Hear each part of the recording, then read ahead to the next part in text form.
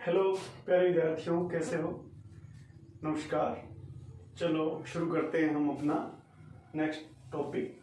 तो अब अवतल दर्पण हम कर रहे थे और अवतल दर्पण में हमने पहला पॉइंट कर दिया। अब गाइस करेंगे हम अवतल दर्पण का सेकंड सब टॉपिक्स। तो उसके अंदर हमने लिया था सेकंड पॉइंट, ये था कार्तीय निर्देशांक या कार्तीय साइन या चिन्ह, ठीक है। और उसके बाद में हम इसका एक पॉइंट थर्ड पॉइंट इसका लेंगे, इसके यूजेस या उपयोग क्या क्या है, किस किस के लिए काम में आता है। तो कार्तीय चिन्ह में देखिए कि बिल्कुल आसान है इसके अंदर कि इसका कैसे हम उपयोग करें। तो आपको निर्देशांक पद्धति, जैसे इस टाइप से एक निर्देशांक पद्धति होती है जिसमें ये एक्स एक्सिस है और ये मूल बिंदु है O, ठीक है, और ऊपर वाला ये वाई एक्सिस है और ये वाई एक्स और ये एक्स एक्सिस और ये एक्स डैश।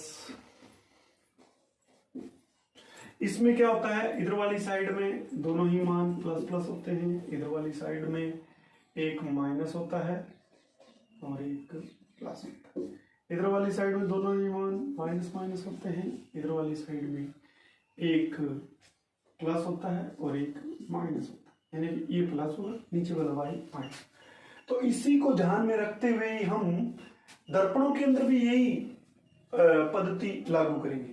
तो इसमें देखो कि मान लेते हैं कि ये कोई अवतल दर्पण है और यहाँ पे इस टाइप से रखा गया है कि ये अवतल दर्पण है और इस टाइप से रखा गया है, ये अवतल दर्पण है, ठीक है।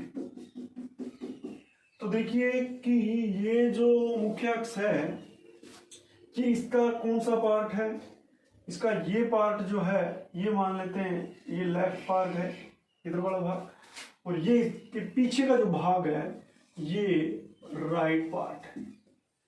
अब देखिए इसमें कि ये जो है ये यहाँ पे पोल है, हम जो भी दूरियां नापेंगे इसमें तो पोल से नापेंगे, पोल से नापेंगे, और पोल से अगर हमने इधर वाली साइड दूरियां नापी तो वो सारी की सारी क्या होगी, ऋणात्मक होगी।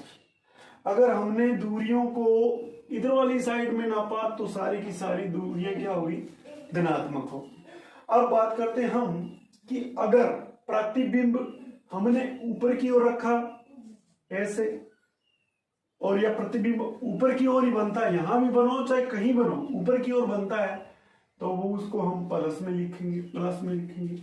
और अगर प्रतिबिंब नीचे की ओर उल्टा बन रहा है तो उसके लिए हम नेगेटिव रखेंगे। दूसरी बात, वस्तु को अगर हम इधर वाली साइड में रखते हैं तो उसकी दूरियां हमें नेगेटिव लेनी है, और प्रतिबिंब भी इधर बने तो उसकी दूरी भी हम ऋणात्मक लेंगे। ये इसकी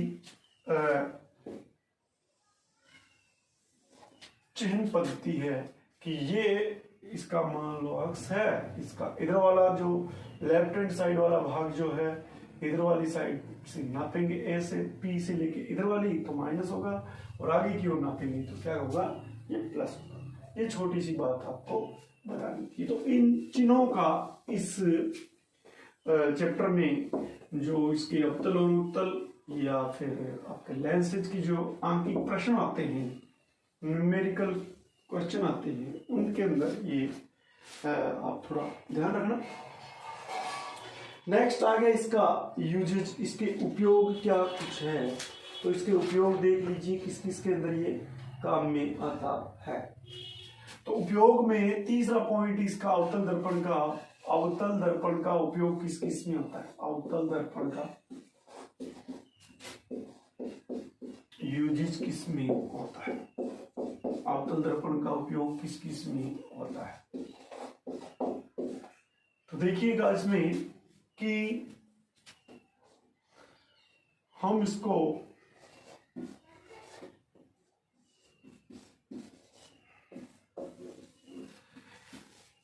ये सैटेलाइट में, यानी कि जो छतरी होती है वो आप देखना डिश वाली, वो अवतल दर्पण की तरह ही होती है, झुकी हुई होती है, और सारी की सारी जो ऊपर से सैटेलाइट से उपग्रह से जो विकिरणें गिरती है, रेज जो गिरती है वो उसके ऊपर गिरती है और वो सारी की सारी रेज को ऑब्जर्व करके रिसीवर तक पहुंचाता है। तो ये सैटेलाइट। उसके बाद में जो है आपके ये मोटर गाड़ियों की जो हेडलाइट होती है, हेडलाइट में भी यही होता है, एक बल्ब लगा होता है, उस बल्ब के चारों तरफ इस टाइप से गोलाकार ये जो चीज लगी होती है, ये आगे की लाइट होती है, और ये जो भाग है, ये भाग ये क्या होता है, अवतल दर्पण की तरह व्यवहार करता है। नेक्स्ट अपने बात करेंगे इसमें, ये एस जो है ये आपका हो जाएगा सेविंग मिरर।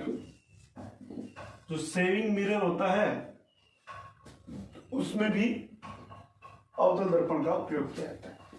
फिर टी, जो टी है इसका मतलब होता है कि आपके जो तारों को रात में जो टेलीस्कोप को देखते हैं हम, तारों को बड़ा करके आवर्धित करके, तो ये टेलीस्कोप में भी इसका उपयोग होता है।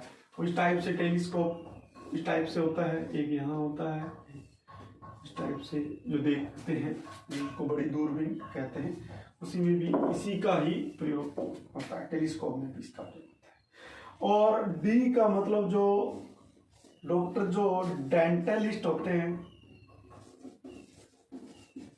वो भी दांतों की आकृति को बड़ा देखने के लिए मुंह में डाल के वो भी अवतल दर्पण का ही उपयोग करते हैं। तो प्यारे बच्चों, ये आपके मैंने 2 पॉइंट इसी के अंदर करवा दिए। अब नेक्स्ट जो अपना पॉइंट होगा वो होगा चौथा, जो है कि इसका चित्र निर्माण इसके कैसे होंगे। तो चित्र निर्माण के बारे में चौथा पॉइंट हम पढ़ते हैं, चित्र निर्माण, image formation by concave mirror. तो इसका आप थोड़ा ध्यान रखिए। देखिएगा चौथा पॉइंट है अवतल दर्पणों में किसका निर्माण, चित्र निर्माण, image formation by concave mirrors. ठीक है। अब देखिए चित्र निर्माण में हम बात करते हैं कि मान लेते हैं कि ये आपका एक अवतल दर्पण है, ये आपका अवतल दर्पण है, इसका तल झुका हुआ है, ये मुख्य अक्ष है, ये मुख्य अक्ष है, इसका नाम हमने ए और बी रखा। ये इसका जो बिंदु है पी है, जिसको हम ध्रुव कहते हैं। मान लेते हैं कि यहां पे कोई वस्तु रखी गई है, ये कोई वस्तु रखी गई है, ये ऑब्जेक्ट है, इसका नाम हमने रख लिया, मान लो एम और एन रख लिया। एम एन से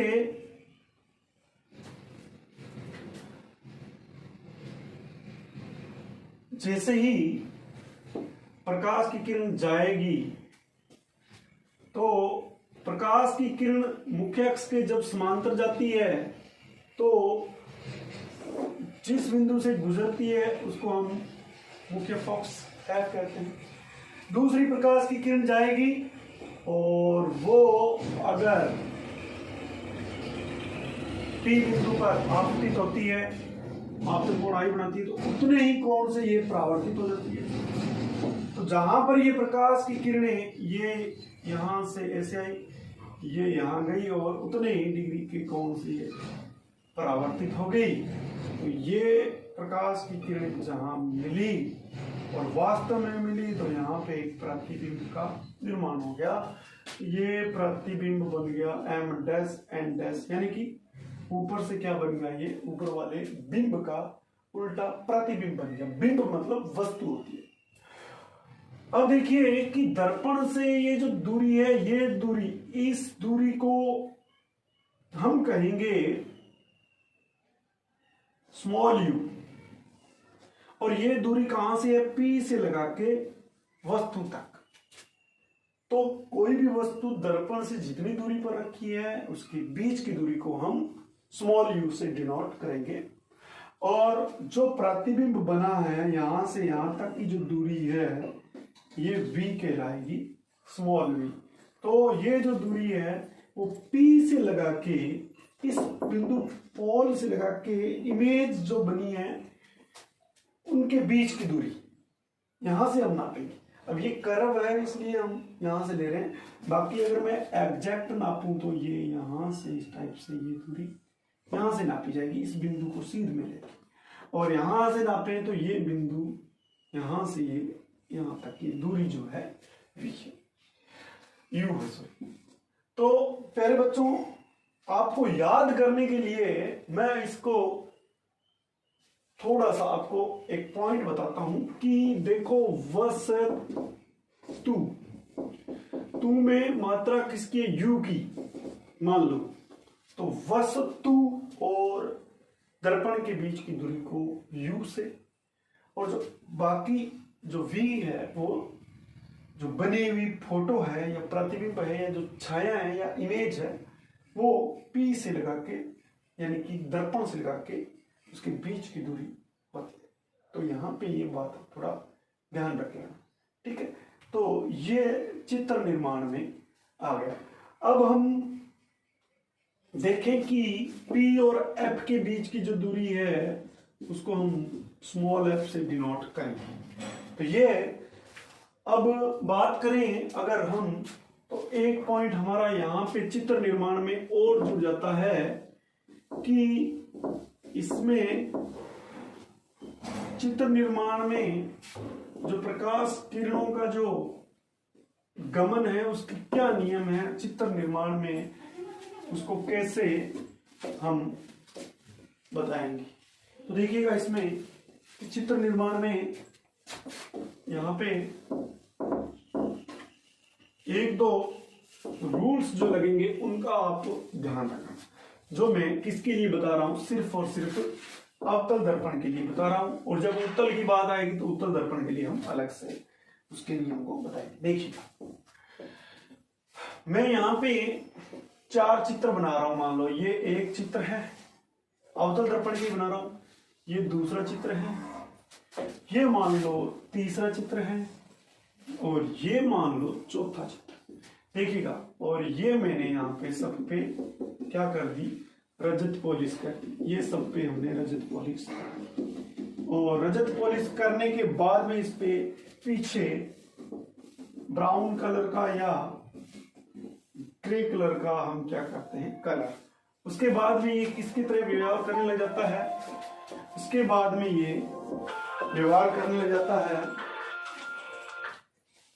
एक दर्पण की तरह। तो देखिए जो मुख्य अक्ष है, ये मुख्य अक्ष के अगर हम समांतर प्रकाश की किरण को डालेंगे ऐसे, तो देखना ये प्रकाश की किरण मुख्य अक्ष के समांतर चलती चलती इस दर्पण पर गिरने के बाद में जहां से गुजरती है उसको हम कहेंगे मुख्य फोकस। ये ध्यान रख लेना।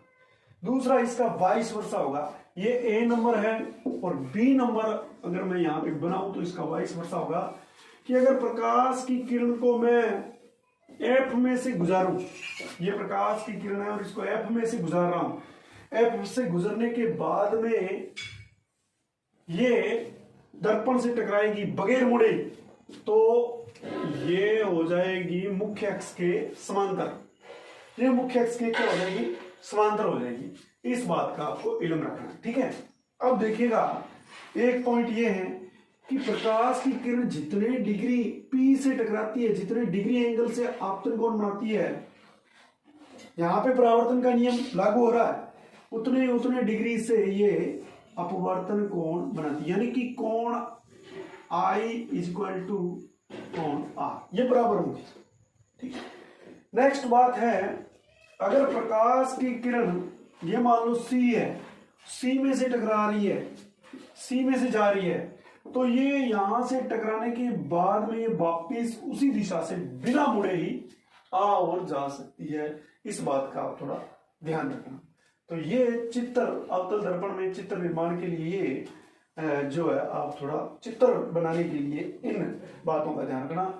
और चित्र निर्माण के लिए कम से कम 2 प्रकाश की किरणों का होना जरूरी है। 2 से अधिक भी हो सकती है, लेकिन कम से कम 2 प्रकाश की किरणों को लेके हम चित्र निर्माण बनाएंगे।